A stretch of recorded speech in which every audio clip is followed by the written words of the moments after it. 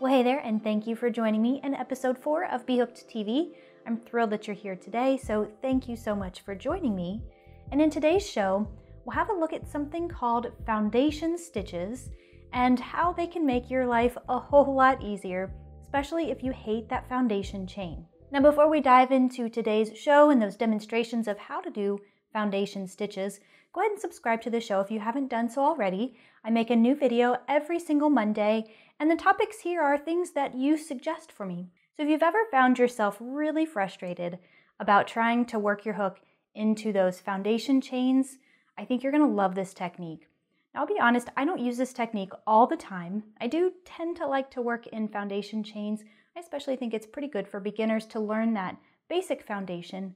But foundation stitches are a real time saver, and well, they can save your patience and your sanity a little bit too. So the idea of a foundation stitch is to remove that chain altogether, and you just start with nothing. So remove the foundation chain from your thought process right now, because we really don't have one.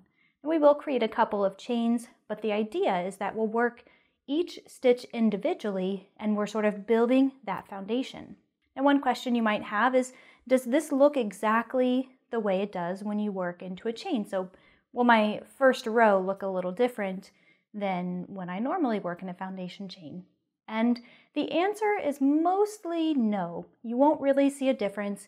However, a trained eye, or if you're really just looking closely, you will see a slight difference between a foundation stitch and a foundation chain. So now you're probably wondering when or where would I want to use a foundation stitch?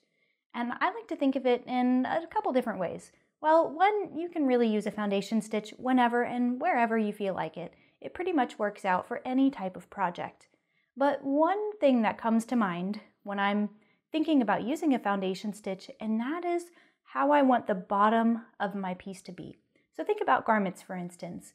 If you're crocheting from bottom up or a top down like a raglan style, in either of those instances, you want to have a nice clean and stretchy edge, right?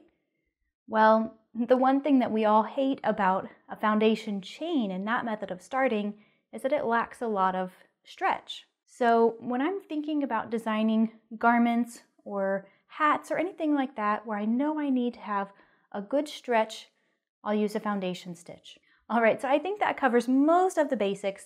As we move into the demonstration of the foundation stitches, we'll cover 3 here: the foundation single crochet, the foundation half double crochet, and the foundation double crochet.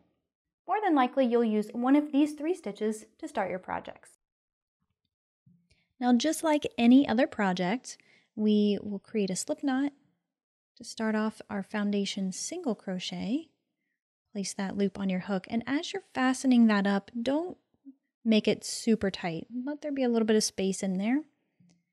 And then we'll chain 2. We do have to create a couple of chains, but I promise it's not like working a foundation chain. So looking at your chain from the side, you can see the side loop here, as well as the back bump of the stitch. Now find that on the first chain, the one that's right next to your slip knot, and work your hook underneath the side loop and the back bar. This is why it helps to crochet those first 2 really loose.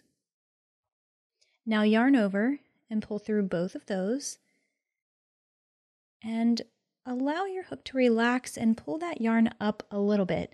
Tension will either be your best friend or your worst nightmare in terms of foundation stitches, and you want it to be pretty loose over on this side so you can match what's going on over here.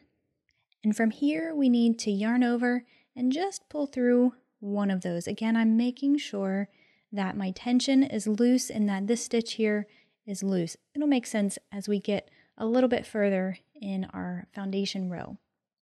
So now we're ready to complete the single crochet. So we'll yarn over and pull through 2, just like we always do. Now look at your work from here. Remember that last little chain that we made just a moment ago where we yarned over and we pulled through 1? Well, here's the side loop for that. So to make your next foundation single crochet stitch, you'll find that loop, stick your hook under there, but you also want the back bump of the chain. Now when you catch both of those loops, we'll yarn over, pull up a loop, pull it up nice and tall, yarn over, pull through one. That's the chain. That's where we'll work our next foundation stitch. And if you're having trouble seeing those, you can always place a stitch marker here to help guide the way. Now finish your stitch, yarn over, pull through two, and you've made 2 foundation single crochets. So after you've worked a few foundation single crochets, your work will look something like this. You'll have your familiar little braid there up at the top. It does look different down here, right, from a traditional single crochet. And then if you flip it on the bottom, then we have sort of a similar braid on the bottom as well. Now let's have a look at how to do the foundation half double crochet. Like before, we'll start with a slip knot. Place that loop on your hook. And again, don't fasten that up all the way. Leave a little bit of space in there. And this time we'll make 3 chains. Make these 3 chains pretty loose. And from here we'll wrap the yarn and go back into our first chain. So looking at it from the side, we have our side loop, we have our back bump. I want to catch both of those.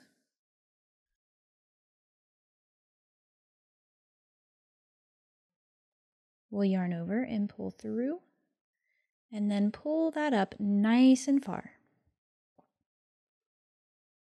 Then yarn over and pull through one, making a chain there that's pretty loose. And then we can complete the stitch. 3.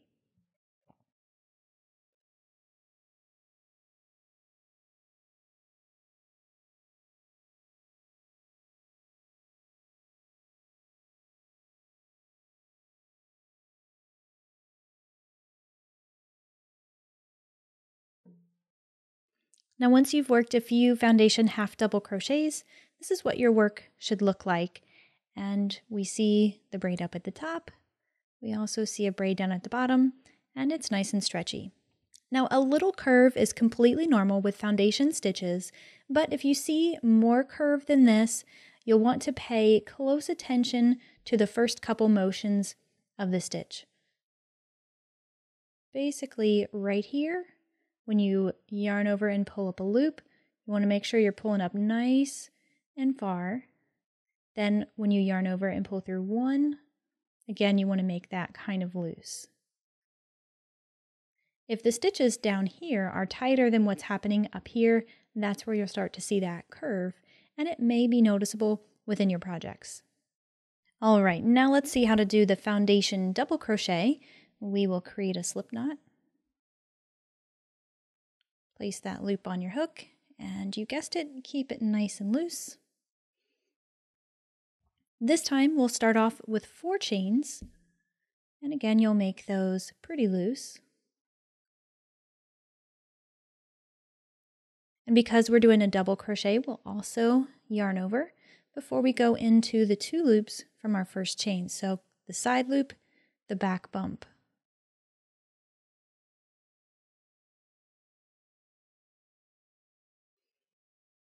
First one is always a little more difficult to work into. Then you'll pull that up so it's nice and loose. We'll yarn over, pull through 1. Then we'll finish the double crochet. So yarn over, pull through 2, yarn over, and pull through 2. And we have our side loop, and that back bump is right there. That's where we will work our next foundation double crochet.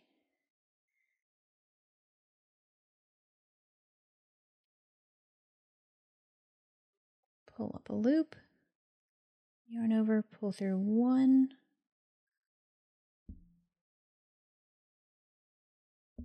and finish the double crochet. Now once you get a few of those made, your work should look something like this. And same as before, if you have too much of a curve going on down here, you just want to be a little more loose as you're working through this part of the foundation stitch. Now, as you're practicing these foundation stitches, there's one thing I want to point out. Remember that however you start the stitch normally is how you'll start it for the foundation stitch. So for example, you normally yarn over for a half double crochet and a double crochet, so you'll do that for the foundation stitch as well.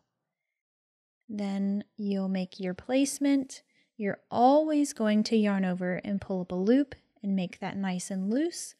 And you're always going to yarn over and pull through just that first loop only. That'll be the case no matter which foundation stitch you're working. Then, when you get to this point, you'll complete the stitch as you normally would. So think about it in terms of this double crochet. I always yarn over and pull through 2 twice to finish the stitch, and that's exactly what I'll do to finish the foundation stitch. Okay, so now that you've seen the foundation stitches in action, go ahead and leave your feedback in the comments section. Tell me what type of project you might like to try this method on next. Now, practice makes perfect as always, so I encourage you to make just a few swatches and get the feel for this. It always looks and feels a little bit different or awkward, and it took me a few tries, a couple of projects really, before I really got this down. All right, that'll do for today, guys. Thank you so much for joining me in episode 4 of B.Hooked TV. I look forward to seeing you in the next video as well, next Monday, so stay tuned for that. Subscribe if you haven't done so already. That way you'll know when that video is available, and I will see you then, my friend. Bye for now.